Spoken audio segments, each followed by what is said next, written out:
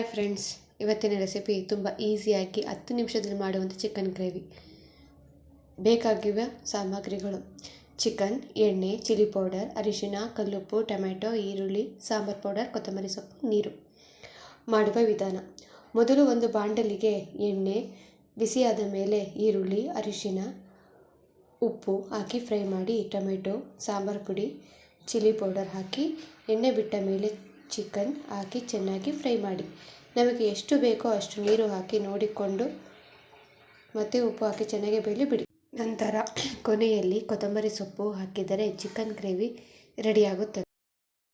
ಈ ಚಿಕನ್ ಗ್ರೇವಿಯನ್ನು ಅನ್ನದ ಜೊತೆ, ಚಪಾತಿ ಜೊತೆ, ದೋಸೆ, ಪೂರಿಯ ಜೊತೆ ಹಾಕಿಕೊಂಡು ತಿಂದರೆ ತುಂಬ ರುಚಿಯಾಗಿರುತ್ತದೆ.